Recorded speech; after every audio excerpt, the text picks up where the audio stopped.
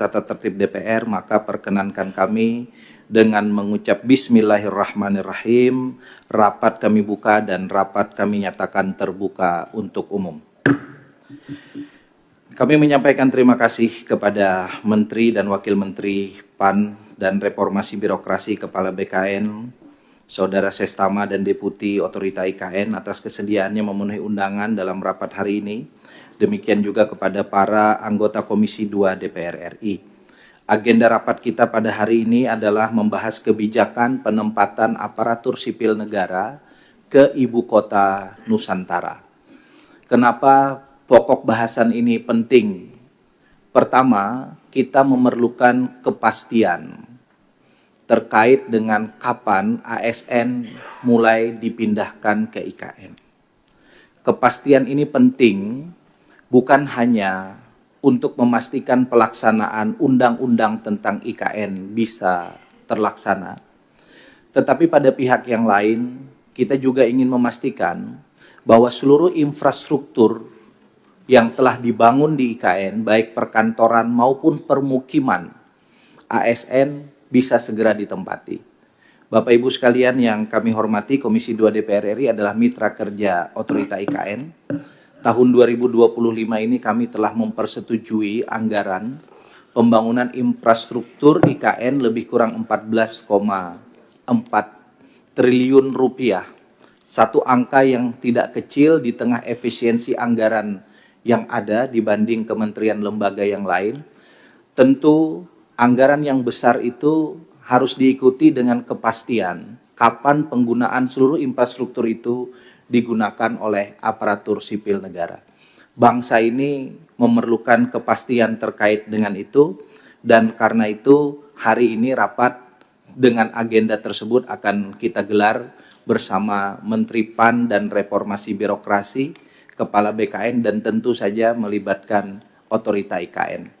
Kepada rekan-rekan Komisi 2 DPR RI, perlu saya sampaikan ada permohonan maaf dan permohonan izin dari Kepala Otorita IKN yang tidak bisa berhadir secara fisik di ruangan ini karena beliau pada saat yang sama harus menerima agenda kedatangan Kepala Badan Intelijen Negara dan beberapa menteri atas perintah Bapak Presiden di ibu kota Nusantara.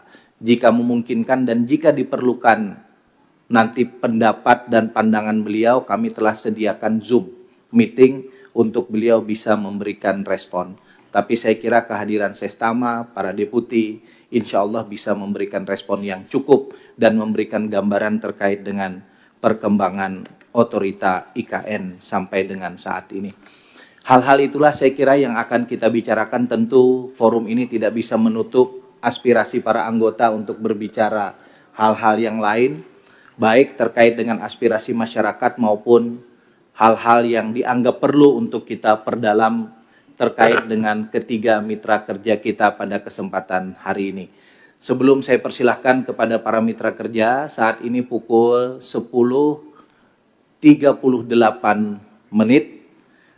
Mudah-mudahan pukul 12.30 kita bisa selesaikan agenda rapat kita pada kesempatan hari ini. Setuju Bapak Ibu ya?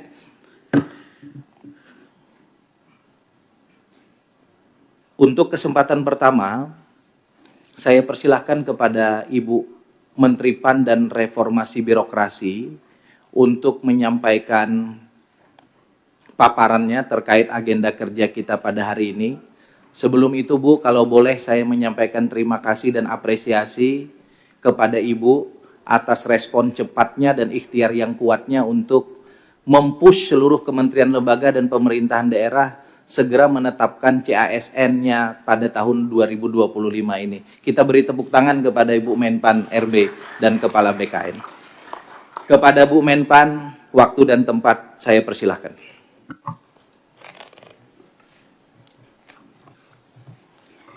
Bismillahirrahmanirrahim. Assalamualaikum warahmatullahi wabarakatuh. Salam, Om Swastiastu, Namo Buddhaya, salam kebajikan, salam sejahtera untuk kita semua. Yang saya hormati Ketua dan Wakil Ketua Komisi 2 DPR RI, para anggota Komisi 2 DPR RI, Kepala BKN dan Sestama Otorita Batam dan Mbak Deputi, hadirin Bapak Ibu sekalian, Pak Ketua, seperti biasa saya juga bersama-sama Pak Wamen dan seluruh eselon 1 deputi maupun staf ahli dan staf khusus hadir di dalam pertemuan pada pagi hari ini. Tentunya pertama-tama kita akan mengucapkan puji syukur kehadirat Allah Subhanahu wa taala karena pada hari ini kita semua dapat hadir dalam rapat kerja di Komisi 2 dan juga kami mengucapkan selamat Hari Raya Idul Fitri 1446 Hijriah dan mohon maaf lahir dan batin. Semoga semangat di bulan Syawal ini tentunya memperkuat komitmen kita di dalam mengabdi bagi bangsa dan negara, dan kami atas nama Kementerian Pan-RB dan Sujiran Kementerian RB juga memohonkan maaf dan lahir dan batin kepada Bapak dan Ibu sekalian, dan berharap kita tentunya tetap memperkuat komitmen di dalam mengabdi bagi negara kita ini. Kami juga dalam kesempatan ini Pak Ketua menyampaikan apresiasi dan atas dukungan dan sinergi yang terhormat seluruh pimpinan dan anggota Komisi 2 DPR RI terhadap pelaksanaan tugas dari Kementerian Pan-RB karena kolaborasi erat antara legislatif dan eksekutif tentunya menjadi kunci di dalam mengawal berbagai agenda strategis untuk mewujudkan birokrasi yang lebih profesional, adaptif, dan berdampak bagi kesejahteraan rakyat. Pimpinan yang saya hormati dan Bapak Ibu anggota Komisi 2, sesuai dengan undangan yang disampaikan kepada kami pada rapat hari ini, tentunya yang akan dibahas adalah yang pertama adalah pemindahan KL dan pegawai ASN ke Ibu Kota Negara. Yang kedua adalah kaitannya dengan masalah digitalisasi di pemerintahan desa. Kedua isu itu tentu menjadi elemen yang sangat penting dalam reformasi birokrasi ke depan, karena ini akan merubah cara kita bekerja dan melayani masyarakat dari pusat sampai ke desa. Izinkan saya menyampaikan isu yang pertama adalah terkait dengan pemindahan KL atau Kementerian Lembaga dan Pegawai ASN ke Ibu Kota Negara, Ibu Kota Nusantara. Bapak Ibu sekalian, ada beberapa prinsip yang dalam pelaksanaan pemindahan pegawai ASN KL Pusat ke IKN. Yang pertama adalah semua pegawai ASN di Kementerian Lembaga pada Satuan Kerja Pusat dipindahkan ke Ibu Kota Negara. Ini prinsip yang pertama. Prinsip yang kedua yaitu bahwa skema pemindahan pegawai ASN itu tentunya dilakukan secara bertahap sesuai dengan penapisan, kelembagaan, dan ketersediaan hunian. Yang ketiga bahwa setiap pegawai ASN ini diharapkan yang berkeluarga akan mendapatkan satu unit hunian dinas. Jadi satu ASN itu satu unit. Jadi itu yang dijanjikan waktu itu adalah satu ASN adalah satu unit. Kemudian pegawai ASN yang dipindah pada tahap pertama tentunya perlu diberikan tunjangan khusus. Ini untuk mendorong ASN yang lain ikut bisa stimulan untuk mau pindah ke IKN. Yang kelima adalah penerapan smart government. Bapak Ibu yang saya hormati, tentunya ini juga saya akan menyampaikan bagaimana rencana awal tahapan pemindahan ASN ini ke IKN dari aspek kelembagaan dan tata kelola. Karena memang sebelum kita memindahkan kita harus tahu dulu lembaga-lembaga mana saja yang akan dipindahkan. Pada fase pertama itu di tahun 2022 tahun sampai 2024. Itu adalah tahap rencananya waktu itu short termnya itu adalah tahap awal pemindahan kelembagaan ASN untuk pembangunan miniatur penyelenggaraan pemerintahan. Itu rencananya waktu itu demikian. Dulu sempat ada rencana bulan Oktober begitu. Dan untuk tahun 2025 ke 2009 itu kita namakan sebagai fase kedua, yaitu pengembangan share office di IKN. Ini rencana awal yang kami siapkan dari mulai short term sampai medium termnya untuk di masa fase pertama dan ada fase kedua. Kemudian selanjutnya untuk kedepannya, untuk future government-nya, itu di tahun 2020 itu kita pengembangan agile government, yaitu dengan membangun kota cerdas dan pusat digital untuk berbagai sektor pemerintahan. Jadi digital government itu sebagai fase ketiga. Fase keempatnya yaitu menjadi kota cerdas industri, yang ke fase kelimanya yaitu sebagai kota cerdas society 5.0. Ini adalah rancangan arsitek tahapan pemindahan yang kami persiapkan untuk pemindahan ASN. Nah, rencana awal pemindahan ASN ke Ibu Kota Negara tentunya sebagaimana tadi saya sampaikan, rencananya dilakukan secara bertahap dan terencana dengan pendekatan bertahap melalui 3 fase utama. Yaitu yang pertama adalah fase pertama miniatur pemerintahan. Pada fase ini fokus utamanya adalah pemindahan ASN pada prioritas pertama, yaitu unit kerja yang memiliki tugas dan fungsi strategis untuk mendukung efektivitas penyelenggaraan pemerintahan serta mendukung langsung Presiden dan Wakil Presiden di IKN. Pada fase kedua yaitu penerapan share office atau share service system, di mana pemindahan ASN itu berlanjut pada prioritas kedua termasuk pengisian ASN dari hasil seleksi CPNS 2024 dan juga ada mutasi ASN dari Pemda di wilayah Kalimantan Timur serta pengoperasian sistem share office dan share services secara terintegrasi guna mendukung efisiensi dan kolaborasi antar instansi. Sementara di fase ketiganya dengan implementasinya adalah smart government, yaitu pemilihan ASN pada prioritas ketiga.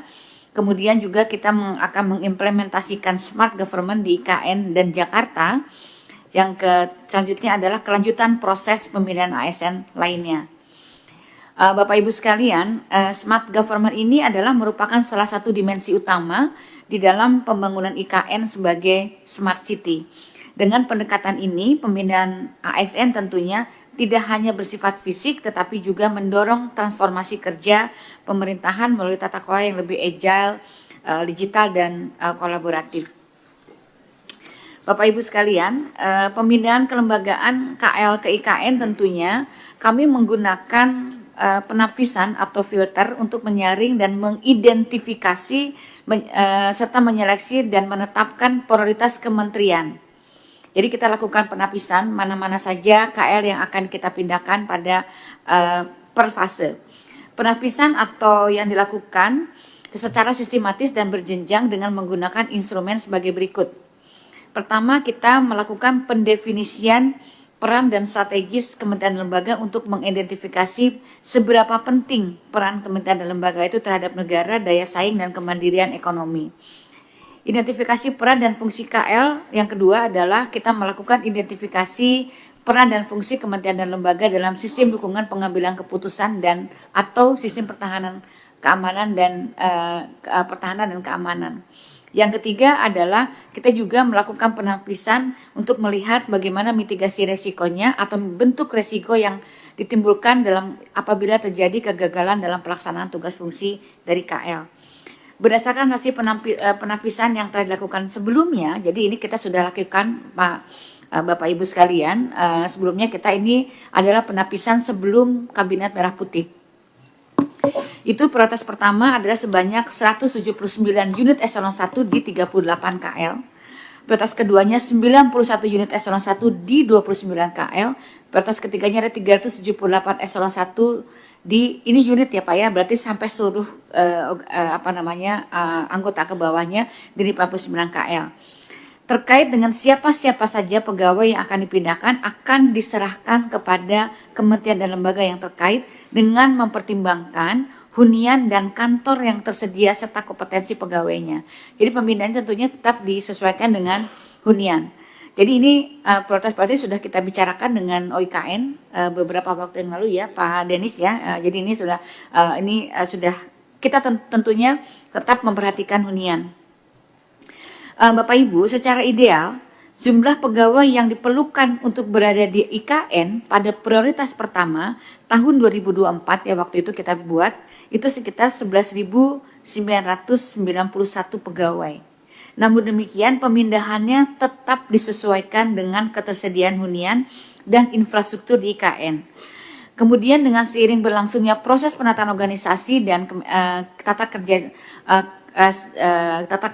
organisasi dan tata kerja dari sejumlah kementerian lembaga pada Kabinet Merah Putih, tentunya jumlah ini akan dilakukan penyesuaian. Jadi ini waktu itu kita melakukan penyesuaiannya yaitu jumlahnya ini sesuai dengan kabinet pada kabinet sebelumnya. Nah sekarang kita sedang melakukan penyesuaian dengan Kabinet Merah Putih. Proses pemindahan instansi pusat ke ibu kota negara ini adalah merupakan langkah strategis yang membutuhkan perencanaan yang matang dan penyesuaian dinamis. Jadi ini proses kita persiapan pemindahan ASN ini tentunya sudah dipersiapkan oleh Kementerian Pan-RB sejak tahun 2022, di mana Kementerian Pan-RB telah menyusun rekomendasi pemindahan kementerian dan lembaga itu ke IKN melalui proses penapisan yang mempertimbangkan fungsi strategis, peran kelembagaan, dan kesiapan infrastruktur pendukung. Memasuki periode Oktober tahun 2024, tahun 2025, terjadi dinamika baru Bapak dan Ibu sekalian, dinamika baru di dalam pemerintahan, yakni pembentukan Kabinet Merah Putih. Tentunya proses ini membawa kebutuhan akan penyesuaian struktur organisasi dari kementerian dan lembaga. Dan juga kalau kita melakukan penyesuaian struktur organisasi kementerian lembaga pasti akan diikuti dengan penyelarasan dari sumber daya manusia yang tentunya akan mempengaruhi penyelarasan terhadap penempatan sumber daya manusia aparatur serta penataan aset kelembagaan sesuai dengan prosedur kabinet, sesuai dengan postur tentunya kabinet dari Kabinet Merah Putih yang baru dibentuk. Dengan demikian perlu dilakukan penyesuaian kembali agar kebijakan pemindahan sejalan dengan perubahan struktur organisasi dan prioritas strategis dari pemerintahan ke depan. Untuk itu, Bapak Ibu pimpinan Komisi 2, pada tahun 2026 kami akan melakukan penapisan ulang dengan mempertimbangkan strategi pembangunan IKN terbaru agar proses pemindahan ini menjadi relevan, terarah, dan selaras dengan prioritas nasional. Kami juga sudah untuk itu karena kami sudah menyampaikan surat ke KL, kami sudah menyampaikan surat penundaan kepada seluruh kementerian lembaga dan pegawai ASN yang akan mengenai penundaan pemindahan ini melalui surat Menpan yang kami tanda tangani pada tanggal 24 Januari 2025. Dan inti surat tersebut adalah bahwa pemindahan kementerian lembaga dan pegawai ASN yang direncanakan tahun 2024 belum dapat dilaksanakan mengingat terjadinya penataan organisasi tata kerja sebagian kementerian dan lembaga pada Kabinet Merah Putih dan kementerian lembaga pada Kabinet Merah Putih tersebut sedang pada tahap konsolidasi internal pada masing-masing instansinya. Selain itu, sampai akhir tahun 2024 masih dilakukan terhadap penyesuaian gedung perkantoran dan unit hunian untuk ASN terkait dengan berubahnya jumlah kementerian dan lembaga. Oleh karena itu, rencana pemindahan ASN ke IKN tentunya belum dapat dilaksanakan. Adapun jadwal finalnya nanti akan kami belum mendapatkan arahan dari Bapak Presiden, mengingat juga Perpres mengenai pemindahan sampai hari ini juga belum ditandatangani oleh Bapak Presiden. Selanjutnya Bapak dan Ibu sekalian, izinkan kami beralih ke isu yang kedua, yaitu mengenai digitalisasi pemerintahan desa.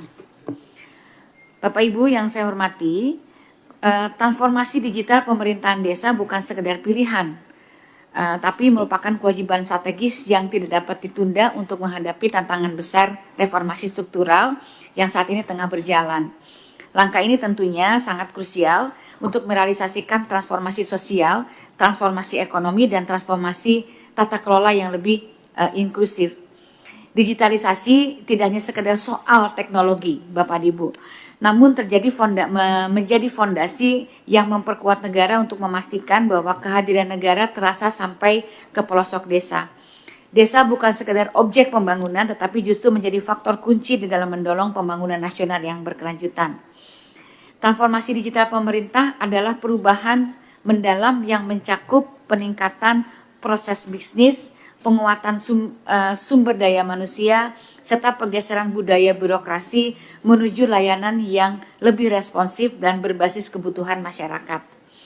Agar perubahan ini terwujud, Kementerian Pan-RB tentunya bekerjasama secara sinergis dengan Komdiji, dengan Bappenas, dengan BSSN, dengan Kementerian Dalam Negeri, dan Kementerian Desa untuk menciptakan ekosistem digital yang tidak hanya mendukung, tetapi juga memberdayakan desa sebagai pendorong utama transformasi digital yang berkelanjutan dan merata.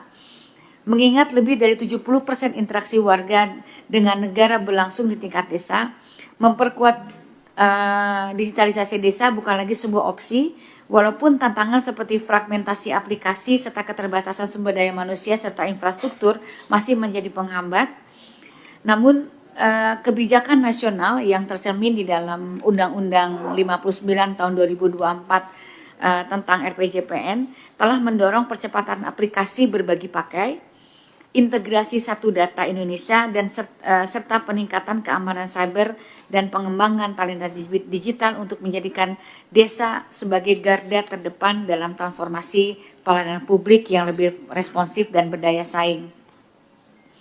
Transformasi digital pemerintahan desa tentunya menuntut kolaborasi yang terstruktur dan terarah antar kementerian, lembaga, serta pemerintahan daerah. Kemenpan RB mengorkestrasi kebijakan dan penyederhanaan birokrasi yang berbasis digital, sementara Bappenas memastikan keterpaduan perencanaan pemantauan pembangunan.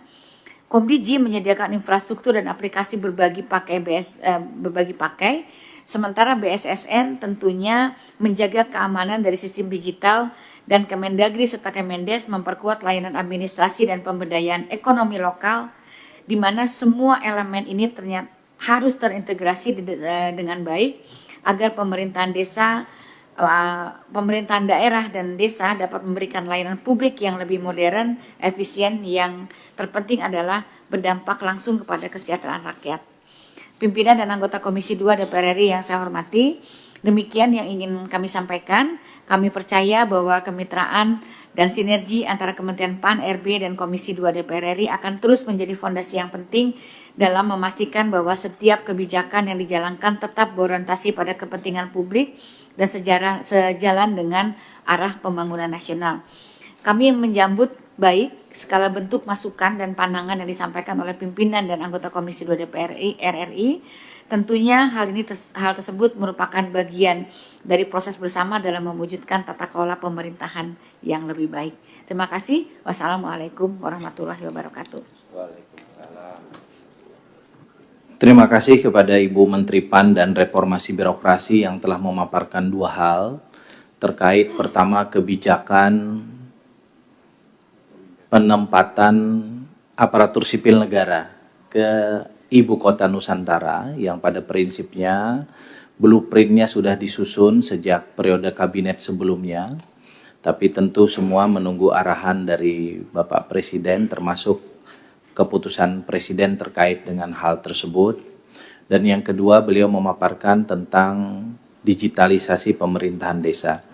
Secara lebih teknis tentu kami nanti berharap Kepala BKN bisa memberikan paparannya, karena terkait dengan poin yang kedua, banyak masukan dari para anggota Komisi 2 DPR RI berdasarkan aspirasi dari pemerintah desa di berbagai tempat di Indonesia. Pak Kepala BKN, mereka kerap kali kesulitan untuk menggunakan berbagai layanan aplikasi yang diperuntukkan untuk pemerintahan desa, yang niatnya tentu untuk membangun akuntabilitas, transparansi, dan modernisasi pemerintahan, tetapi kemudian di lapangan ada berbagai kendala. Karena itu saya juga mengapresiasi Pak Kepala BKN, seluruh Kakanrek hari ini hadir melalui Zoom untuk bisa bersama-sama kita mengikuti rapat kerja pada kesempatan pagi hari ini. Kepada Saudara Kepala BKN, waktu dan tempat saya persilahkan. Bismillahirrahmanirrahim. Assalamualaikum warahmatullahi wabarakatuh. Bapak Pimpinan Komisi 2, Bapak Ketua dan Wakil Ketua yang kami hormati, Ibu Menteri, Bapak Wakil Menteri, beserta seluruh jajaran, Pak Sestama, Pak Deputi OIKN, Bapak Ibu, seluruh anggota Komisi 2 yang kami hormati. Pertama-tama kami mengaturkan selamat Idul Fitri, disertai permohonan maaf lahir dan batin dari kami seluruh jajaran Badan Kepegawaian Negara di Cililitan sampai dengan rekan-rekan yang ada di regional. Saya hadir bersama Pak Waka, Ibu Sestama, dan Bapak-Bapak para deputi semuanya. Pada kesempatan ini perlu kami laporkan, Pak Ketua, Ibu Bapak semuanya, dalam rangka pemindahan ASN ke IKN, posisi BKN berada di hilir. Jadi semua kebijakan dari pemerintah nanti yang paling hilir adalah di BKN untuk melakukan penataan administrasi kepegawaiannya. Jadi sampai dengan saat ini dari instansi belum ada yang menyampaikan data kepegawaiannya untuk diverifikasi dan divalidasi dalam rangka penempatan. Nah, untuk memudahkan sistem kerjanya, dari BKN sudah menyiapkan fitur yang dimasukkan dalam apps-nya BKN yang kita sebut dengan ASN digital, bagaimana agar para ASN yang akan pindah itu nanti dimudahkan mengisi ke dalam platform yang sudah disiapkan. Dari ASN mana, kemudian mengisi, sampai kemudian penempatan di blok-bloknya yang dikoordinasikan bersama Pak Sestama dulu. Ya, coba di slide berikutnya.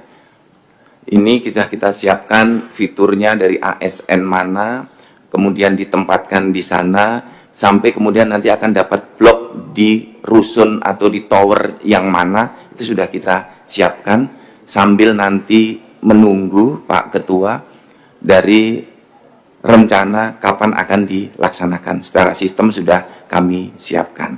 Dan kemudian untuk digitalisasi di desa, nanti kami bisa membuatkan fitur baru untuk seluruh perangkat desa yang akan menggunakan sistem di BKN. Tentu nanti kita berikan pelatihannya agar bisa menggunakan aplikasi dengan menggunakan pola yang ada di ASN digital. Itu ringkas yang perlu kami laporkan pada kesempatan pagi hari ini. Terima kasih Bapak Ketua. Terima kasih Saudara Kepala BKN Republik Indonesia yang telah memberikan paparannya. Terakhir dari Otorita IKN, saya minta memberikan paparan mulai dari kondisi existing yang ada sekarang, dan kemudian anggaran yang sudah kita berikan kira-kira dalam 1-2 tahun, 3 tahun ke depan, bagaimana kondisinya, bagaimana perkantoran yang dibuat itu kira-kira kalau dikonversi dengan kementerian lembaga jumlahnya cukupnya berapa? Hunian yang disediakan kalau dikonversi baik yang mereka berkeluarga maupun mereka yang masih belum berkeluarga, jumlah ASN-nya berapa? Sehingga kemudian kita bisa mengukur kebijakan dalam 1, 2, 3, 4 tahun ke depan itu seperti apa. Karena di luar APBN yang kita hajatkan untuk membangun infrastruktur baik perkantoran maupun pemukiman dan kawasan IKN, saya kira rapat pada hari ini juga penting untuk memberikan sinyal kepada pihak-pihak swasta untuk ikut serta membesarkan dan memberikan investasi di Otorita IKN. Kalau memang Otorita IKN tidak sanggup untuk menampung seluruh aparatur sipil negara di pemukiman yang dibiayai oleh APBN, sampaikan apa adanya agar kita bisa mendapatkan gambaran kira-kira bagaimana intervensi pihak swasta dan atau negara dengan memberikan misalnya pembiayaan yang murah kepada ASN untuk mereka bisa tinggal di tempat itu. Saya kira beberapa hal itu pembuka dari saya, silakan kepada pihak Otorita IKN untuk memberikan paparan.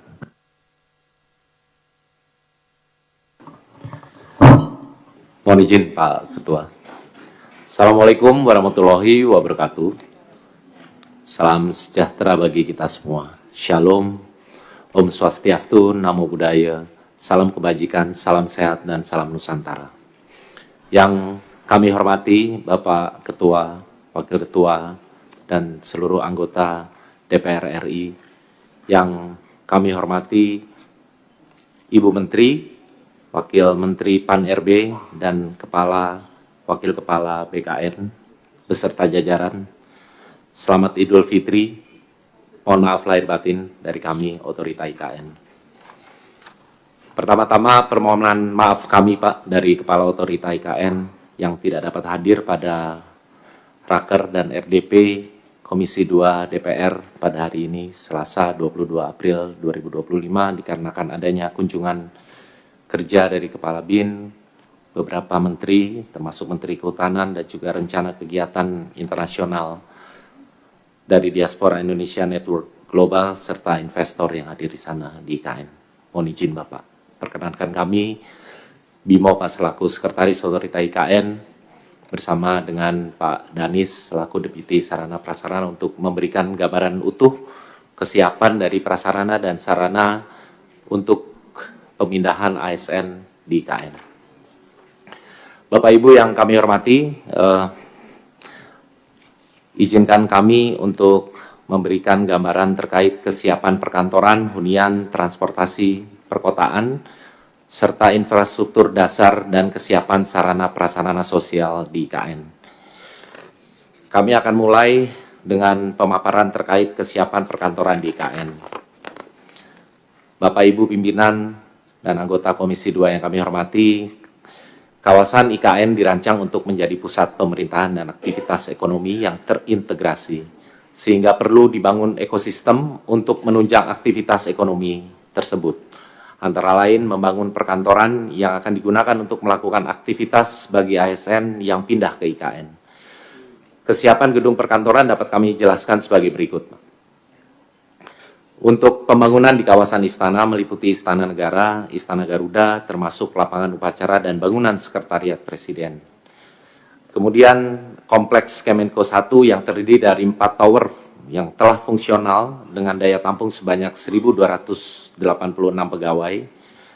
Dengan rincian Tower 1 dapat menampung 478 pegawai, Tower 2 147 pegawai, Tower 3 246 pegawai, dan Tower 4 memiliki daya tampung sebanyak 397 pegawai.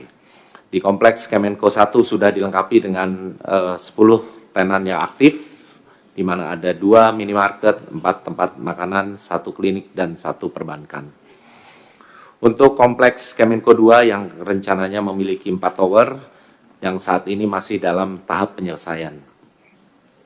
Kompleks Kemenko 3 memiliki 4 tower yang sudah fungsional dan dapat menampung sebanyak 1.375 pegawai yang masing-masing dengan daya tampung pada Tower 1 itu ada 536 pegawai, Tower 2 203 pegawai, Tower 3 216 pegawai, dan Tower 4 itu 420 pegawai. Kompleks Kemenko 3 ini telah dilengkapi dengan 4 tenan aktif, yaitu 1 minimarket dan 3 tempat makan. Kemudian untuk kompleks Kemenko 4 dengan 4 tower fungsional yang dapat menampung hingga 1.232 pegawai, dengan rincian Tower 1 386 pegawai, Tower 2 190 pegawai, Tower 3 386 pegawai, dan Tower 4 270 pegawai. Untuk perkantoran di Kemensetnek terdiri dari 3 tower yang sudah fungsional dengan daya tampung sebanyak 5.572 pegawai, dengan rincian Tower 1 2.328 pegawai, Tower 2 1.954 pegawai, dan Tower 3 1.290 pegawai. Dengan demikian secara keseluruhan kompleks Kemenko ini nanti dapat menampung sebanyak 9.465 pegawai. Bapak Ibu yang kami hormati, ini merupakan gambar yang menjadi progres pembangunan di kawasan Istana, Kemenko, dan Kemensesnek, serta ekosistemnya yang ditargetkan seluruhnya itu akan selesai pada bulan Juni 2025. Bapak Ibu yang kami hormati, dalam tayangan ini kami juga memberikan namanya ekosistem atau aktivitas beberapa tenan yang telah aktif beroperasi, seperti minimarket di Menko 1 termasuk yang ada di Rusun, ASN 1 dan HPK 2. Ini merupakan restoran yang telah tersedia yang ada di beberapa lokasi perkantoran maupun hunian.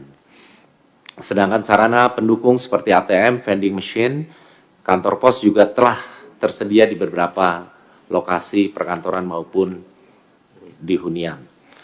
Bapak Ibu, kami ingin memberikan progres juga terkait kesiapan hunian bagi ASN yang akan pindah ke IKN. Untuk kesiapan hunian yang terbagi menjadi rumah tapak jabatan menteri, hunian ASN, dan hunian Hankam, kami sampaikan beberapa hal sebagai berikut. Terdapat sebanyak 36 RTJM atau rumah tapak jabatan menteri telah selesai dibangun dan siap difungsikan.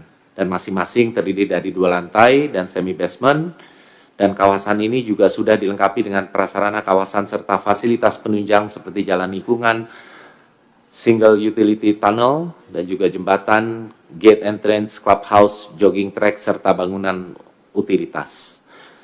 Untuk hunian ASN 1 West Residence dengan 4 tower fungsional yang masing-masing terdiri dari 60 unit hunian dengan luas masing-masing sebesar 98 meter persegi, terdiri dari 3 kamar dari masing-masing unit tersebut.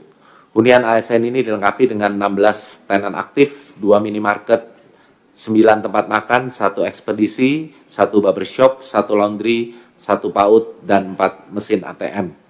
Untuk hunian ASN Present Core yang terdiri dari 2 tower yang sudah fungsional, terdiri atas 120 unit dengan kapasitas 360 orang. Hunian ASN 2 dan 3 masing-masing terdiri dari 3 tower yang sudah fungsional dengan 360 unit dengan kapasitas total 1080 orang. Dilengkapi dengan 2 tenan yang sudah aktif, yaitu rumah makan. Hunian ASN 4 ada 5 tower yang sudah fungsional, terdiri dari atas 300 hunian dengan kapasitas 900 orang, dan sudah dilengkapi dengan 14 tenan aktif, 2 minimarket, 4 tempat makan, 1 klinik, 1 salon, 1 toko elektronik, dan 1 layanan refleksi. Sedangkan untuk hunian Hankam, dapat kami sampaikan informasinya, hunian Pas Pampres 5 tower sudah fungsional, yang terdiri dari 300 unit dengan kapasitas 900 orang, hunian Polri 2 tower fungsional, yang terdiri dari 120 unit dengan kapasitas 360 orang, dan yang terakhir adalah hunian BIN 2 tower sudah fungsional, yang terdiri dari 120 kapasitas dengan kapasitas 360 orang. Prinsip penyiapan hunian ASN ini siap dihuni secara fungsional. Kalau 47 tower ini sudah selesai semua, akan menampung sekitar 8.410 pegawai.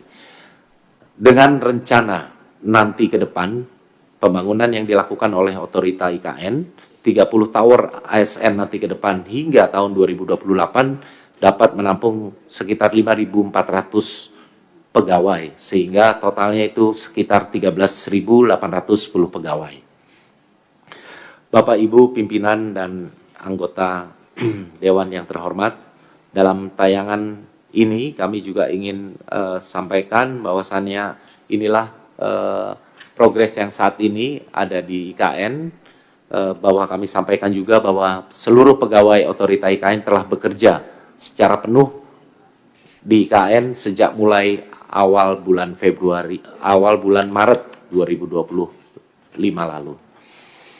Bapak Ibu yang kami hormati, untuk selanjutnya kami lanjutkan dengan penjelasan terkait kesiapan layanan transportasi perkotaan. Dalam tayangan ini kami akan memberikan satu gambaran bahwa rute-rute yang dilalui oleh angkutan massal termasuk waktu kedatangan dan keberangkatan pada masing-masing titik penjemputan. Ini adalah contoh yang kami telah mulai berkantor sejak awal bulan Maret lalu. Ini kita menggunakan namanya memanfaatkan feeder bus listrik yang telah disediakan untuk berangkat ke kantor. Pegawai kami, pegawai Otorita IKN saat ini menempati kompleks hunian ASN 1, dan ini tampak jalur merah merupakan jalur sehari-hari kami yang kami lalui dari kompleks hunian ASN 1 ke kantor Otorita IKN. Dengan waktu tempuh perjalanan itu kurang dari 10 menit dengan jarak tempuhnya sekitar 3 km. Bapak Ibu yang kami hormati, layanan bus perkotaan yang disediakan sejak bulan September 2024 yang melayani kunjungan masyarakat dan antar jemput pegawai, dan waktu saat ini sudah terdapat 4 rute yang dilalui dengan armada sebanyak 10 buah atau 10 unit. Bapak Ibu yang kami hormati, ini tayangan akan kami sampaikan terkait dengan infrastruktur dasar. Infrastruktur dasar ini, yang pertama adalah penyediaan air baku yang diambil dari bendungan Sepaku Semoy dan intake Sungai Sepaku, dan selain itu juga terdapat 21 embung dan 4 kolam retensi di KIPP. Kemudian untuk sarana dan prasarana penyediaan air minum juga telah terbangun dan dapat diakses pada seluruh kantor pemerintahan serta hunian. Saat ini untuk sarana terbangun berupa satu IPA kapasitas 300 liter per detik dan bangunan reservoir induk dengan kapasitas 2 kali 6.000 meter kubik. Kemudian jaringan dan pengelolaan air limbah untuk saat ini juga baru tersedia di sub WP1A. Dan kemudian persampahan telah tersedia satu TPST atau tempat pengelolaan sampah terpadu di KIPP termasuk dukungan pengangkutannya. Bapak Ibu pimpinan anggota Komisi 2 yang terhormat, gambar ini merupakan gambar bendungan Sepaku Smoy berperan sebagai sumber air baku yang akan disalurkan ke IKN dan Balikpapan sebagai daerah penyangga IKN. Dan ini merupakan juga di kanan atas itu tempat pengelolaan sampah terpadu dan kiri bawah berturut-turut adalah foto udara yang kami lakukan untuk reservoir intake Sungai Sepaku dan Embung. Selanjutnya kami akan sampaikan proyek kesiapan terkait sarana dan prasarana sosial. Untuk sebaran fasilitas kesehatan di KIPP, ini sudah terdapat beberapa rumah sakit yang sudah siap melayani. Di antaranya Rumah Sakit Hermina, Rumah Sakit Mayapada, dan juga Rumah Sakit UPT Kementerian Kesehatan. Kemudian fasilitas kesehatan yang tersedia menyebar ke beberapa daerah atau di sekitar KIPP, itu sudah ada sebanyak 2 unit rumah sakit dan juga 7 puskesmas. Untuk fasilitas pendidikan di sekitar KIPP terdapat 2 sekolah dasar dan juga 1 sekolah menengah pertama, dan juga untuk fasilitas peribadatan di KIPP ini juga sudah terdapat 5 lokasi masjid yang dapat digunakan secara fungsional. Pada prinsipnya, secara penyiapan prasarana, sarana perkantoran dan hunian ASN untuk kementerian lembaga, otorita IKN siap mengakomodir masukan dari kementerian lembaga. Saya ingin menyampaikan banyak terima kasih kepada Bapak Ibu sekalian atas perhatian dan dukungan yang diberikan untuk mewujudkan visi besar Ibu Kota Nusantara, dan kami dari Otorita Ibu Kota Nusantara sangat mengapresiasi masukan dan kerjasama yang telah terjalin dengan Komisi 2 DPR RI. Bersama-sama kita akan mewujudkan Ibu Kota Nusantara yang tidak hanya menjadi pusat pemerintah, tetapi juga sebagai pusat pertumbuhan ekonomi yang inklusif dan berkelanjutan. Apresiasi juga kami ucapkan sebesar-besarnya bagi jajaran di Kementerian Pan-RB dan BKN yang telah bekerja keras untuk penyiapan kepindahan ASN sehingga capaian pembangunan Ibu Kota Nusantara dapat terlaksana sesuai harapan kita bersama. Terima kasih. Wassalamualaikum warahmatullahi wabarakatuh. Terima kasih Saudara Sekretaris Otorita IKN yang telah memberikan paparan terkait dengan perkembangan dan kesiapan infrastruktur perkantoran, pemukiman, infrastruktur dasar dan transportasi di Ibu Kota Nusantara.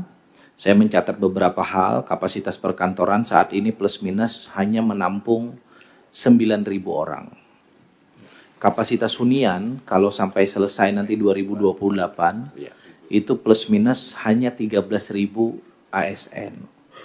Ini tentu akan menjadi PR kita bersama dengan anggaran yang sudah kita gelontorkan cukup besar, termasuk persiapan anggaran sebesar 48,8 triliun sampai 2028.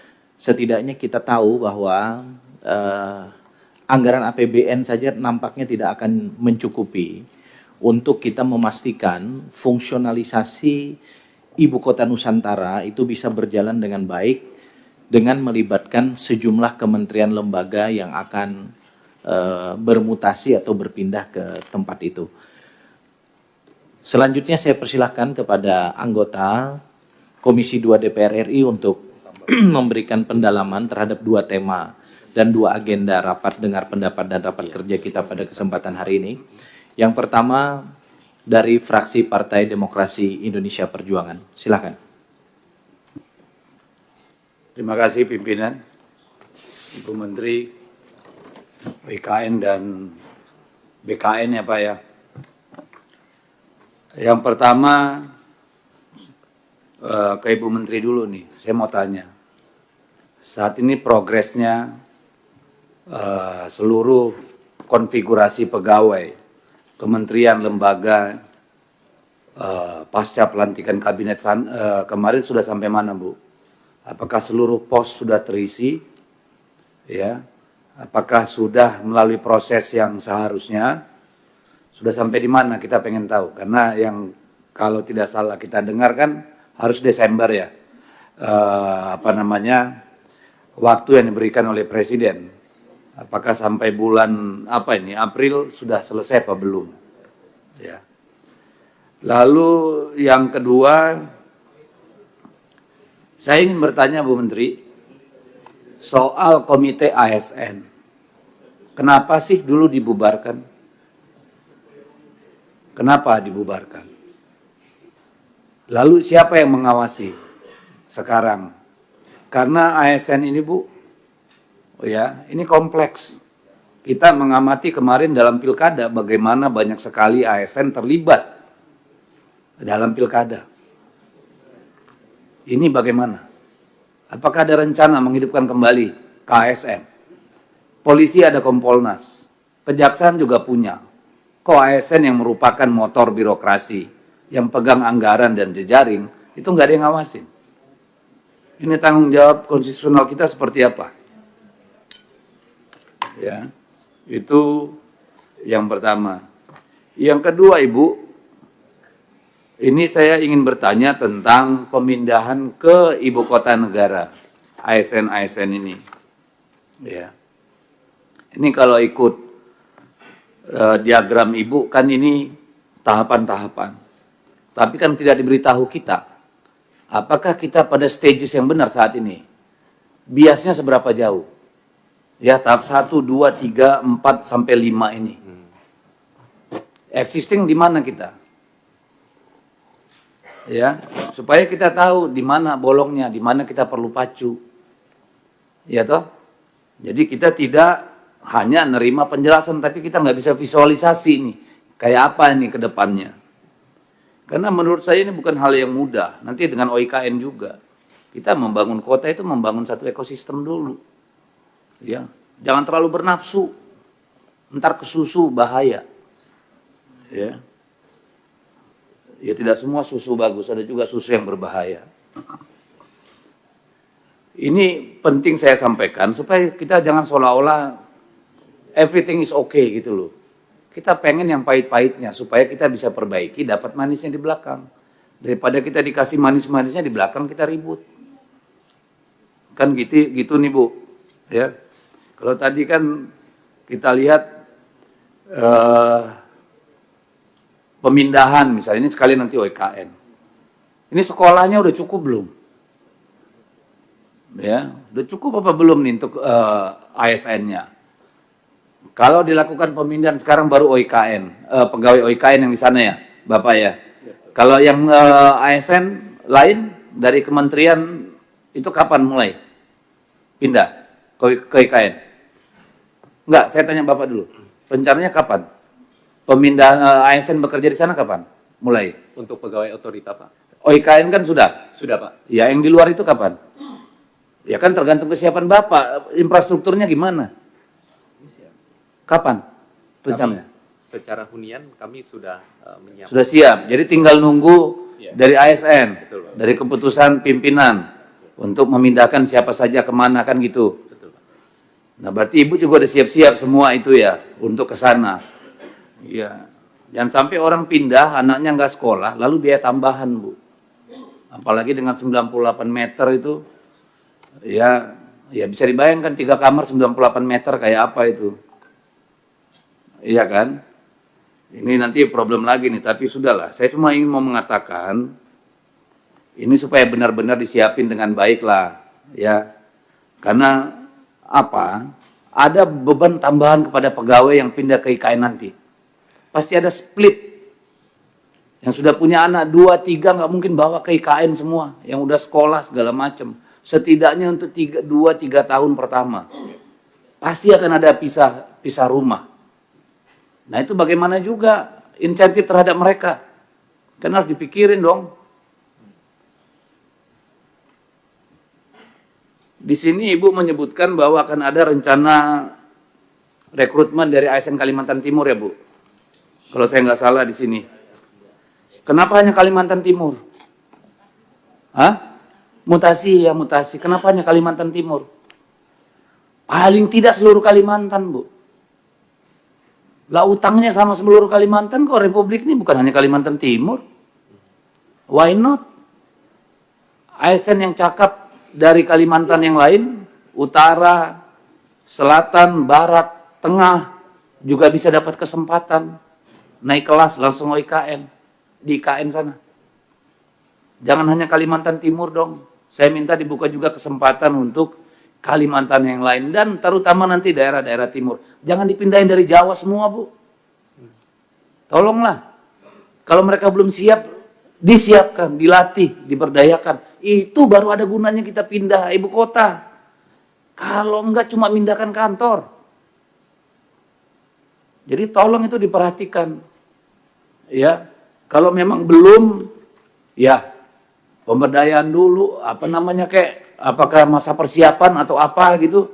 Intinya kan nggak ada orang yang nggak bisa di-upgrade. Lo orang dari tentara bisa jadi dirjen kok. Kenapa orang sipil sendiri yang sama-sama lulusan STPDN kenapa nggak bisa? Logika saya begitu Bu. Jadi tolong dibuka kesempatan nanti untuk Kalimantan, lalu Sulawesi, Nusa Tenggara, Papua, Maluku. Itu dulu baru bicara kita keadilan buat Republik ini dengan pindahnya IKN.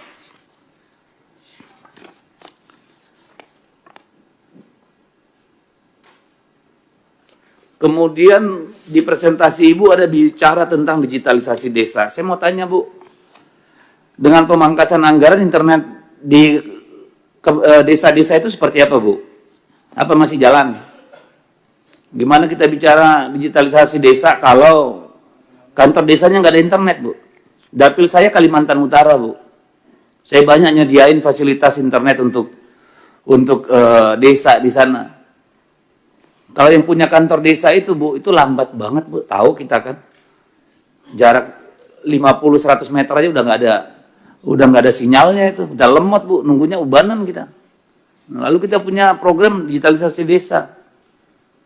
Pemerintahan desa. Nah, ini gimana jalannya, roadmap-nya kayak apa? Dari 12.500 yang dulu dicanangkan dengan program internet desa itu progresnya seperti apa? Karena kita tahu bermasalah kemarin. Itu udah bagaimana kita? Ya karena sekarang banyak daerah yang ngeluh ke saya di dapil saya. Internetnya jangankan yang desa, yang itu pada mati semua. Karena kan dengan dana Kementerian Kominfo. Ya, jadi ini kita berpikirnya Indonesia, Bu, bukan hanya Jawa, Sumatera. Seperti itu. Jadi itu dulu buat Ibu lah, masih banyak. Oh ya ini. Saya terpikir Bu, kalau soal CPNS sudah sah Bu ya, Juni paling lambat Oktober ya. Apakah seperti itu? Tetap seperti itu? Mohon langsung aja Bu. Tetap CASN yang kemarin itu tetap Juni Oktober paling lambat. Nah pertanyaan saya begini Bu, biar kita nggak berulang-ulang. Ada sisa konfigurasi ya pos untuk ASN atau P3K. Sementara kita punya banyak pekerja honorer kemarin yang belum terserap. Kalau saya boleh saran nih, gimana caranya? Memutus dulu satu siklus ini barang. Yang memang masih bisa direkrut, masih bisa diberdayakan. Supaya masuk minimal ke P3K. Sehingga kita bisa putus dengan masa lalu, Bu. Karena angkatan kerja baru juga datang. Nah ini orang-orang yang sudah mengabdi puluhan tahun, tanggung jawab kita gimana? Kenapa mereka nggak diserap dulu supaya putus? Berarti di luar itu sudah nggak bisa lagi. Sudah sama dengan yang lainnya. Orang-orang di pedalaman sana Bu disuruh tarung sama orang di Jawa dengan agregat nilai yang sama, kan nggak ada itu masuk akalnya kalau menurut saya. Tidak apple to apple. Jadi harus ada terobosan Ibu. Kayak apa ini keterwakilan perempuan, ada affirmative action. Nggak mungkin di perbatasan Long Ampung di dapil saya sana Bu, sama dengan orang di Brebes tuh nggak nyampe lah. Ya, jadi harus ada affirmative action juga buat mereka-mereka ini, Bu. Supaya selesai dulu nih urusan warisan pemerintahan yang lalu nih, kita buka yang baru nih di pemerintahan yang baru. Selesaikan dulu nih. Ya, jangan berulang-ulang soal honorer, soal CASN. Kemudian soal ibu kota. Pak, saya minta ini Bapak kasihnya gambar semua, jadi terharu kita. Keren banget semua. Iya kan, mantap nih, kayak tinggal besok kita siap nih pindah. Tapi saya minta kurva S-nya dong. Project progress-nya. Ya, ini kan kita pengen tahu nih existing project ini yang outstanding mana, artinya yang masih carry over dari tahun yang lalu belum selesai. Apakah sudah selesai nih semua? Sampai di mana nih tahapan? Yang semua sudah selesai, 100%. Tidak ada carry over dari yang kemarin. Lah, ya makanya kan saya pengen tahu itu, Pak. Dari yang kemarin nih, ya, sebelum 2025 ini, mana yang sudah cut loose, artinya sudah pindah tangan boleh, 100% sudah clear. Mana yang masih on progress, mana yang baru. Nah itu kita dikasih tahu detailnya Pak, jadi kita punya bayangan gitu loh. Sehingga kan kita nanti pembicaraannya, oke untuk yang lama ini udah 100%, maintenance-nya bagaimana? Kan gitu nih, mana yang sudah siap ditinggalin supaya match nih kebutuhan pegawai dengan real facility yang tersedia. Itu maksudnya gitu loh Pak ya. Jadi yang sudah finish 100%, progress, carry over yang mungkin tahun ini selesai semua, mana yang project new development gitu loh. Jadi itu kita kelihatan semua ya. Nah di sini sudah disebutkan ini infrastruktur dasar dan pendukung. Pertanyaan saya Pak, yang rumah sakit yang Bapak sebut ini sudah ready to operate. Ready to operate atau sudah operate? Sudah operate, jadi dokter sudah ada di sana. Sejumlah yang dibutuhkan dokter umum, spesialis dan sebagainya. Atau fisiknya aja yang sudah. Ya dokternya sudah sesuai persyaratan belum kalau dia rumah sakit kayak begitu. Berapa umum, berapa spesialis. Tolong kita dikasih datanya Pak. Karena ini menyangkut keselamatan orang di sana. Kan gitu nih. Jangan kalau cuma dokter umum aja di sana Pak. Ya itu belum ready namanya Pak. Termasuk peralatannya yang disebutkan di sini. Kalau gedungnya kan sudah enak dipandang ini. Tapi kan saya kemudian kontraskan dengan jarak. Rumah sakit umum daerah nih. Sepaku 18,3 km. Ada yang stroke mati Pak. Kalau yang 3 rumah sakit Bapak bilang tadi belum ready to operate. Iya kan? Ini rumah sakit Haji Batara 62 km Pak. Ada yang serangan jantung. Lewat Pak. Jadi itu perlunya Pak. Puskesmasnya aja sejauh-jauh ini gitu. Ini terkait hidup manusia Pak. Mungkin pegawai Bapak, mungkin Bapak juga nanti. Kan gitu nih. Jadi kita perlu tahu supaya kita bisa meyakinkan pada publik bahwa orang yang tinggal di sana aman Pak. Yang gak usah takut tiba-tiba dadanya panas tengah malam. Ya kan keluarganya di Jakarta stres Pak. Ini menyangkut hidup orang. Ya. Lalu kemudian saya pengen tahu suplai listriknya Pak. Kan kita ingin green. Nah listrik ini sampai sekarang disuplai dari mana? Dan kapan nanti dia mulai green? Dan dari mana itu sumbernya? Apakah pakai solar panel? Apakah pakai hydropower? Pakai gas atau apa dan di mana?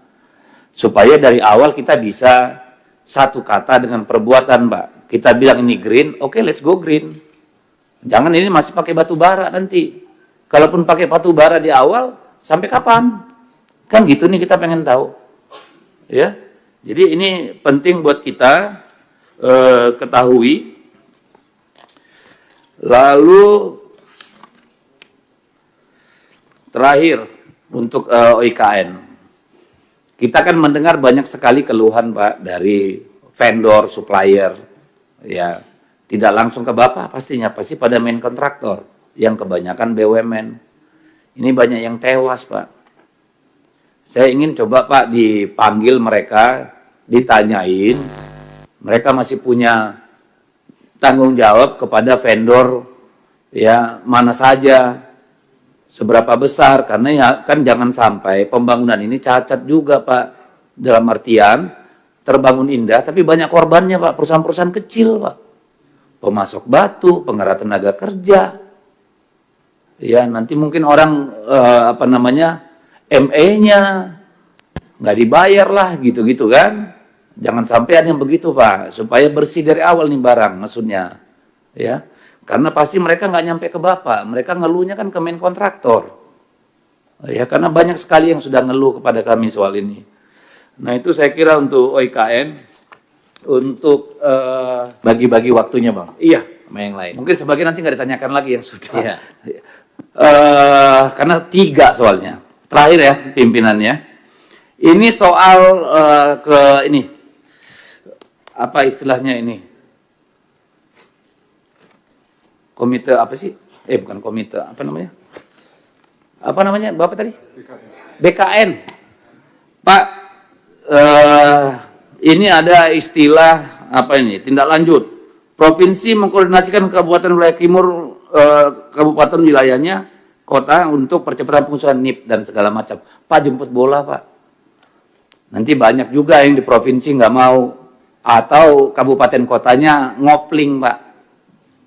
Jangan ditunggulah Pak, kasihan nanti ini molor, CASN-nya sudah mundur dari pekerjaannya, tapi karena kabupaten kota dan provinsinya tidak bekerja, sementara Bapak nunggu bola, yang korban mereka Pak. Ya, tolong ini diperhatikan dengan baik. Ya, saya kira itu aja pimpinan. Terima kasih. Terima kasih. Bang Deddy Sitorus ini komprehensif sampai nasib pihak ketiga pun sudah dipertanyakan. Yang lain saya harap lebih mendalam terkait dengan isu atau agenda perpindahan ASN ke IKN. Biasanya setelah PD Perjuangan, Golkar, hari ini saya kasih belakang deh. Demokrat ada, Demokrat. Biar campuran, nanti habis ini baru ini. PAN silahkan PAN. PAN, silahkan.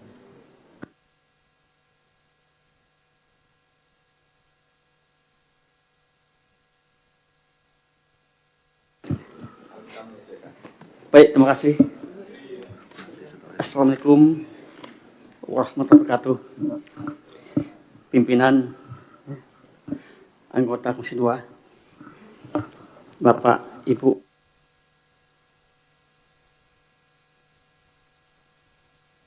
dari IKN. Saya pertanyakan ke Ibu dulu.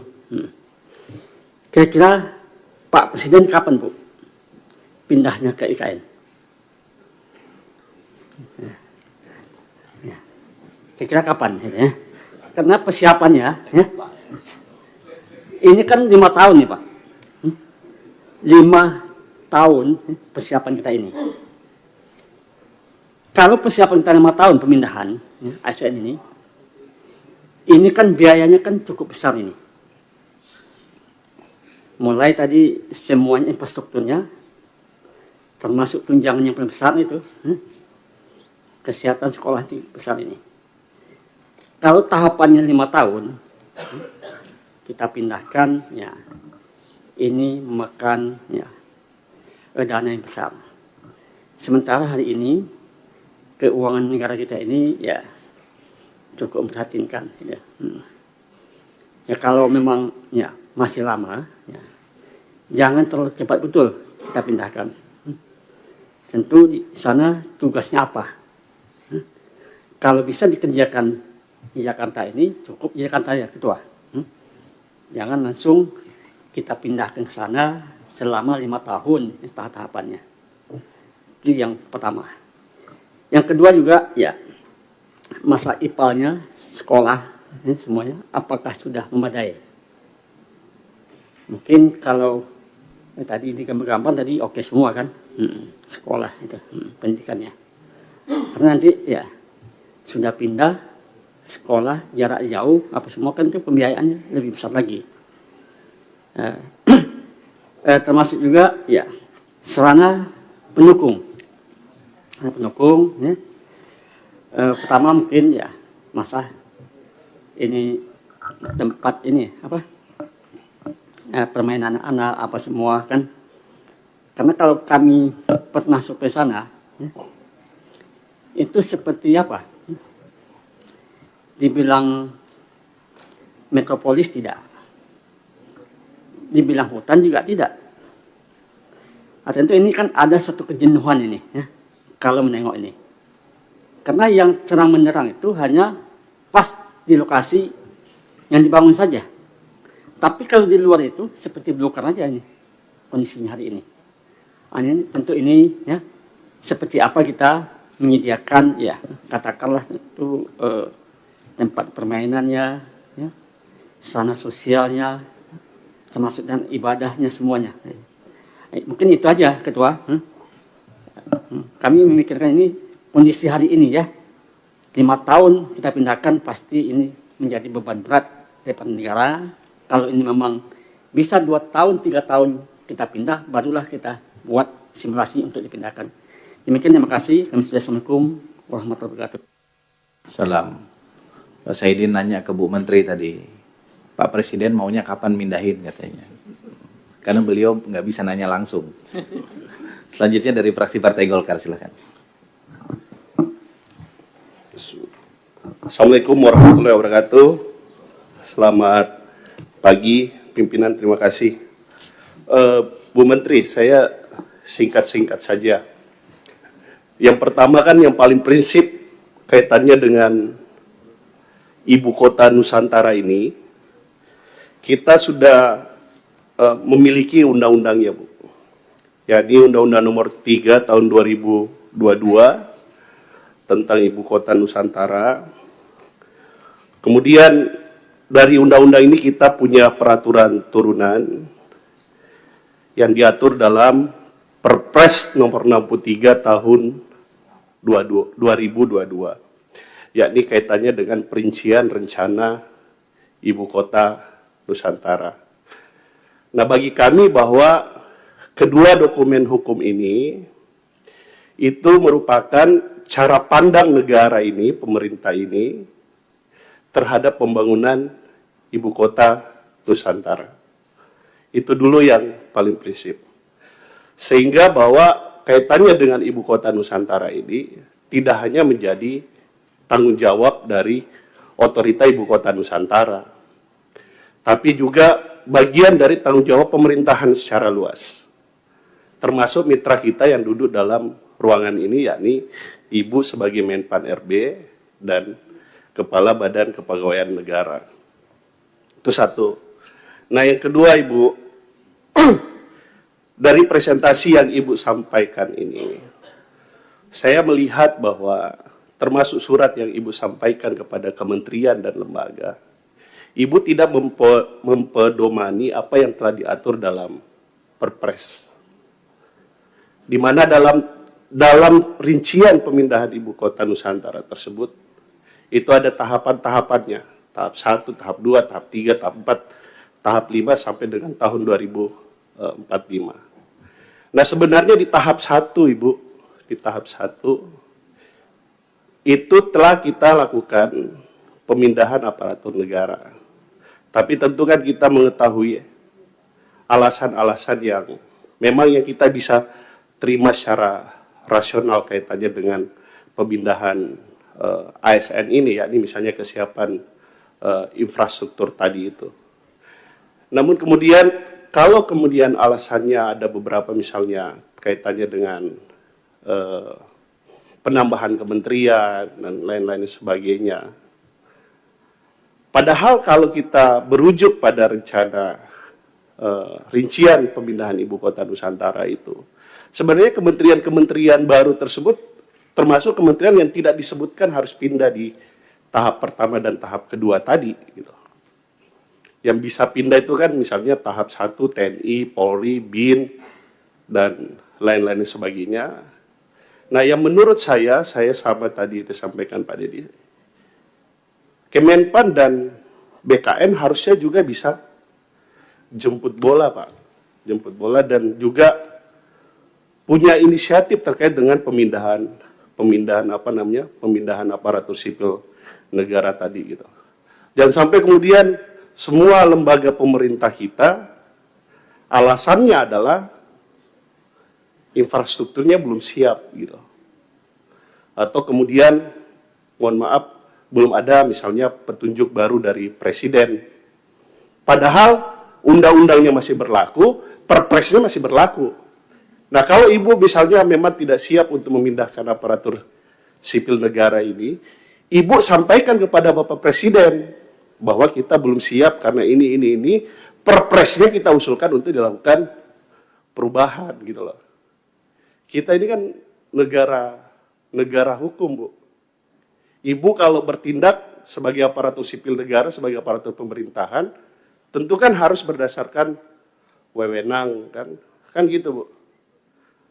Berdasarkan asas legalitas. Ada perpresnya, ada undang-undangnya. Ibu nunggu apa lagi gitu.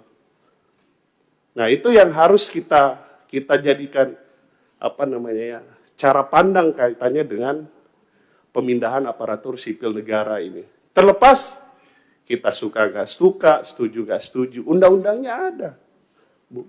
Perpresnya ada, rinciannya tahap 1, tahap 2, tahap 3-nya ada gitu. Nah, saya nggak melihat nggak punya kemampuan melihat ini dari sisi misalnya kesiapan infrastruktur atau apa gitu. Tapi ini ada undang-undang yang harus kita laksanakan, perpres yang itu jadi point of view kita dalam melihat optimisme pembangunan ibu kota Nusantara ini gitu. Kalau Ibu nggak setuju atau misalnya aparatur sipil negara kita nggak setuju, ya kita rubah ininya, kita rubah itu tahapan-tahapan kaitannya dengan kesiapan kita. Jangan selalu kita hanya menempatkan otorita ibu kota Nusantara ini, walaupun mereka leading sektor, tapi segala sesuatunya mereka gitu. Dan jangan lupa Bu Menteri, di rincian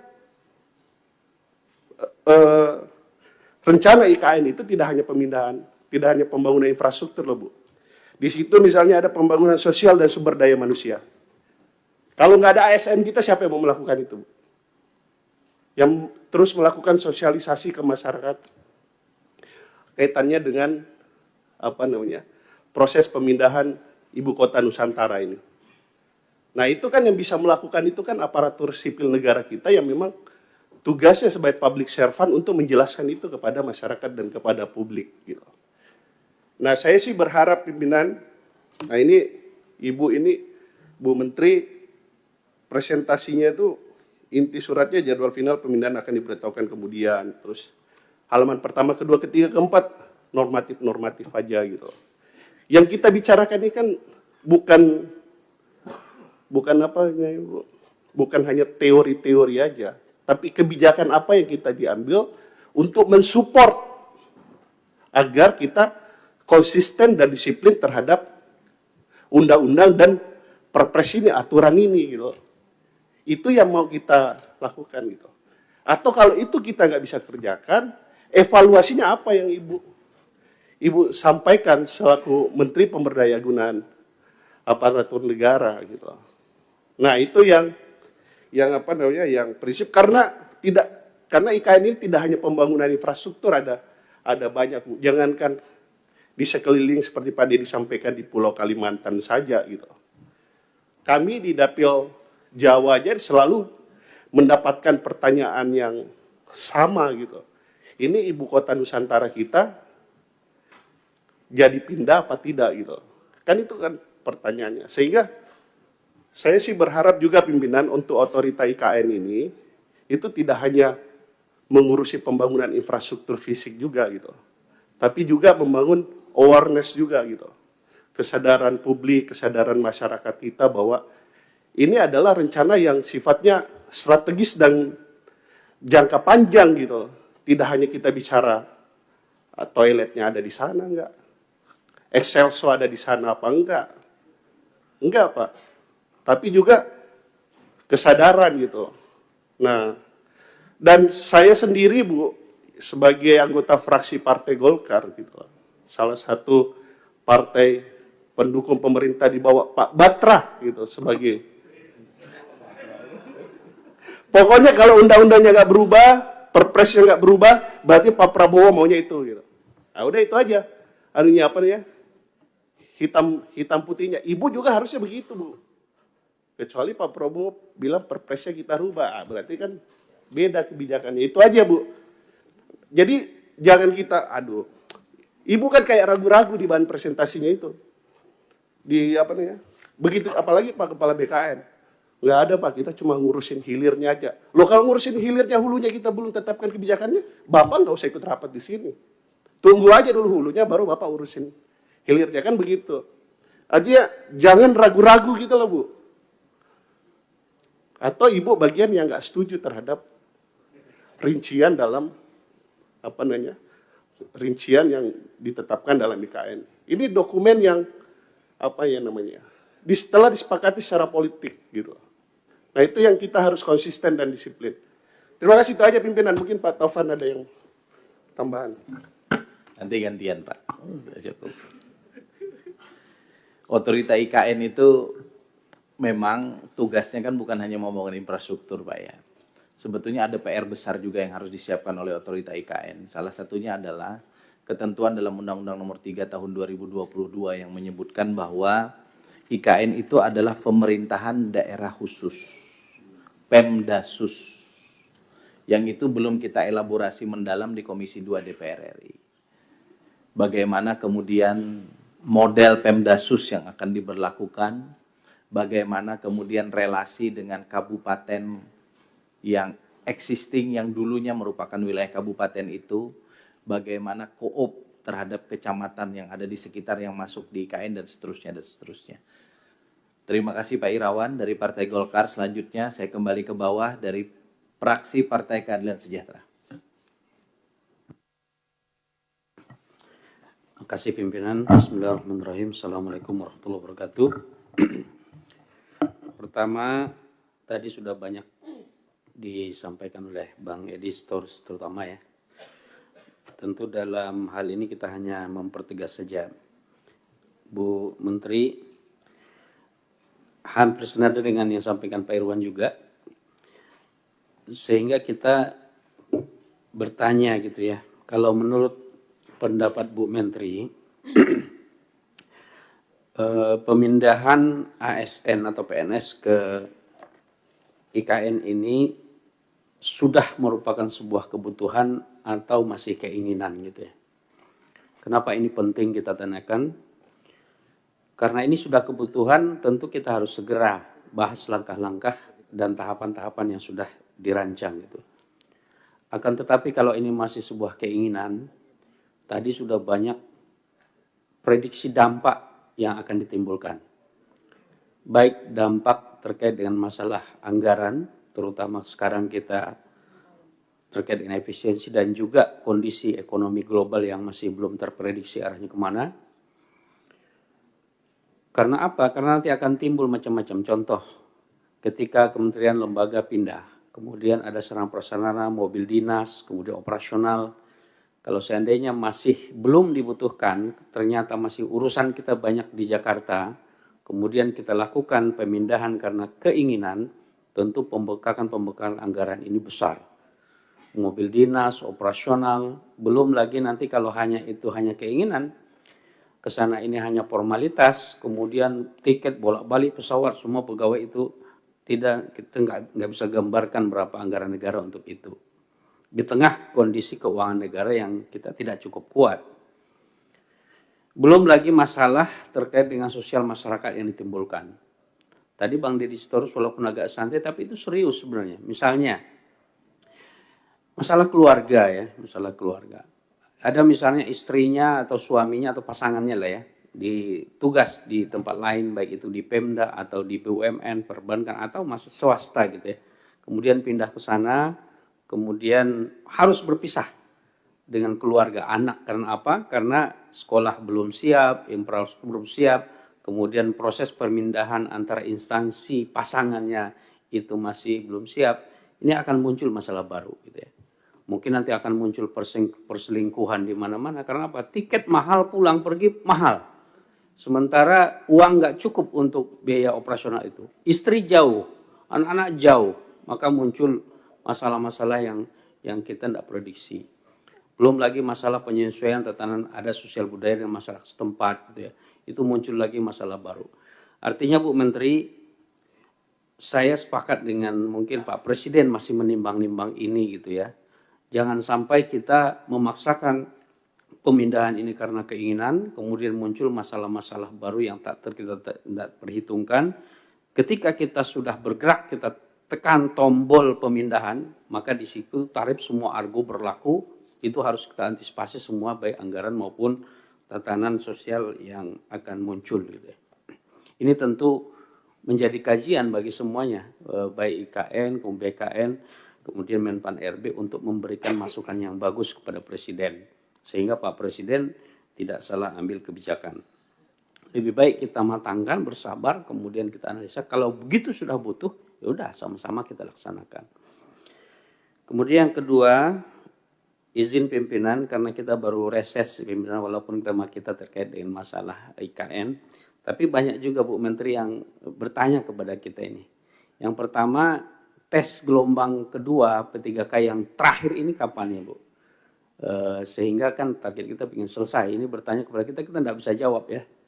Nah, ini mungkin ada Bu Menteri pertanyaan, tapi saya berikan apresiasi dulu kepada Bu Menteri ya. Di tengah goncangan kita paham begitu peliknya permasalahan, tapi Bu Menteri tetap tegar dan bisa menjawab semua permasalahan yang ada.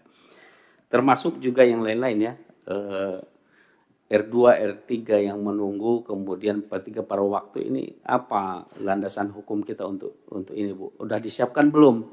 Ya jangan sampai nanti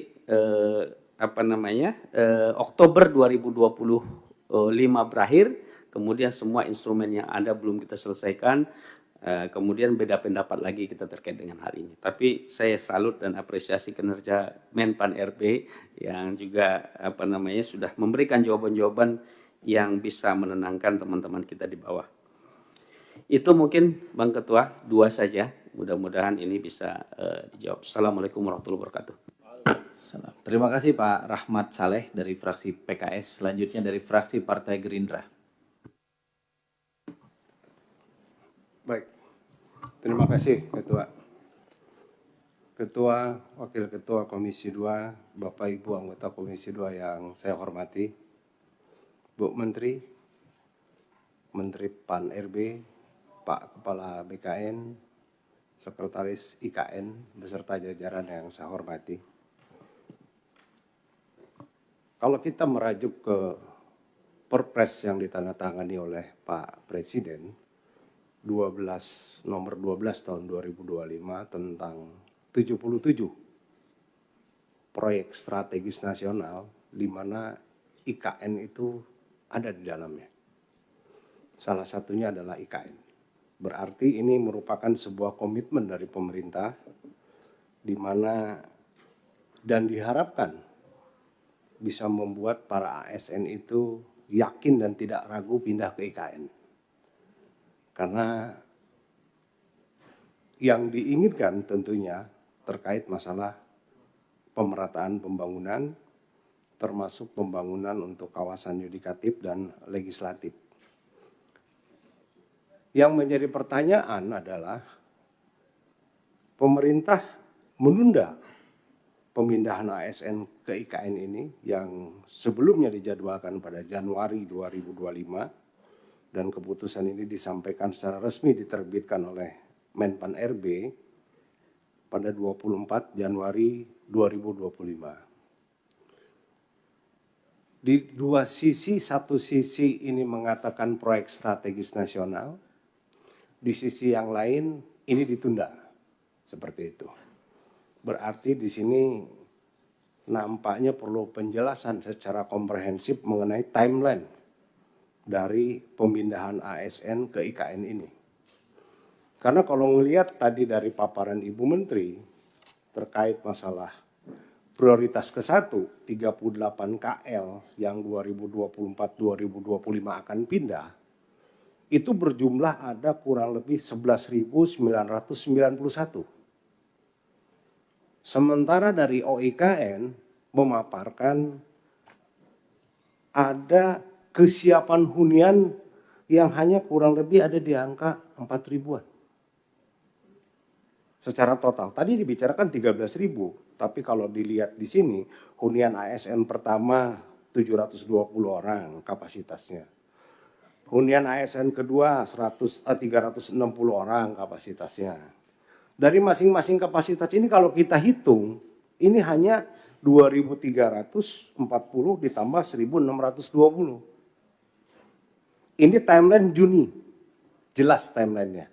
Sementara ASN yang akan pindah 2024-2025, 11.900. Ini kan nggak matching, seperti dari awal tadi Ketua sampaikan. Kesiapannya tadi walaupun tadi Pak Sekretaris menyampaikan 13.000, kok saya bingung 13.000 datang dari mana ya gitu. Karena dari data yang disajikan tidak mendukung terkait masalah itu. Apalagi kalau berbicara OIKN, katanya mau jadi kota yang cerdas.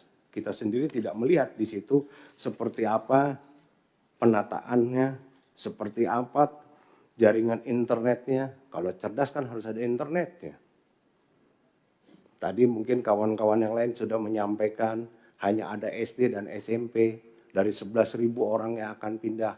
Apakah terpikirkan anak-anak SMA-nya ataupun kuliahnya? Saya pikir mungkin OIKN perlu membuat sebuah paparan yang lebih gamblang begitu, yang lebih jelas. Kalau ini kan hanya sekilas gitu. Jadi antara kebijakan pemerintah dalam artian di sini komitmen pemerintah dijabarkan oleh pihak dari Pan RB ingin pindah, OIKN-nya belum siap begitu. Karena berbicaranya 11.000 lebih di sini.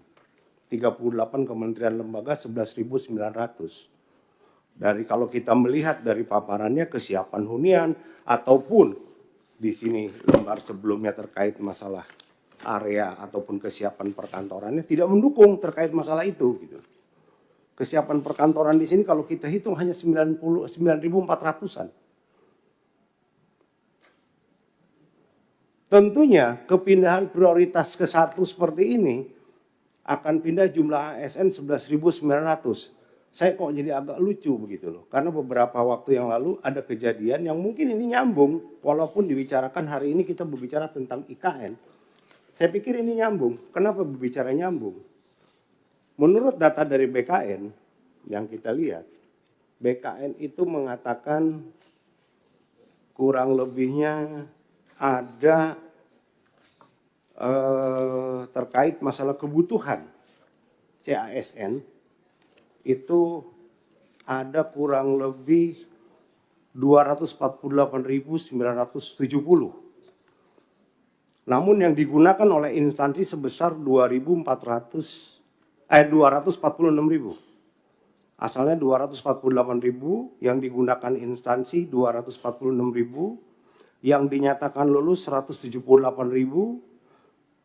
Tetapi di satu sisi ada kemunduran 714 CPNS. Yang dimana salah satu di antara alasannya adalah mundur karena pindah bekerja. Penempatannya tidak pas. Nah kalau penempatan yang tidak pas, sementara Menpan RB ingin memindahkan 11.000 sekian orang, yakinkah penempatannya pas? Walaupun di sini dikatakan akan memberikan insentif. Setuju kita memberikan insentif. Tapi tentunya insentifnya seperti apa begitu. Bahkan di sini dikatakan ada satu hunian, satu unit hunian dinas, satu ASN, satu unit. Untuk yang berkeluarga. Nah yang belum berkeluarga bagaimana? Terus terkait masalah pindah tahap pertama perlu dilakukan tunjangan khusus. Di sini disampaikan tunjangan khusus. Tunjangan khusus itu sifatnya seperti apa begitu? Apakah tunjangan dalam bentuk penambahan anggaran, ataukah tunjangan dalam bentuk percepatan kepangkatan, atau bagaimana, kita nggak lihat masalah ini begitu. Mungkin perlu penjelasan yang lebih baik, lebih komprehensif gitu. Karena di satu sisi saya melihat kesempatan atau komitmen ini sudah ada dari pemerintah, tetapi penjabarannya masih relatif belum ketemu begitu loh. Seperti itu. Jadi harapan saya mungkin akan lebih baik dari pihak Pan RB dapat memberikan penjelasan yang lebih komprehensif. Khususnya juga untuk BKN mungkin bisa membantu penjelasan mengenai penyebab mundurnya 714 CPNS dosen. Karena kalau berbicara di sini kan berbicara umumnya itu rata-rata karena penempatannya yang tidak pas. Menpan RB mau pindahin 11.900. Emang semudah itu gitu. Apa menjadi sebuah reward yang akan diperoleh oleh orang-orang yang mau pindah gitu. Bukan cuma berbicara di sini tunjangan khusus seperti itu.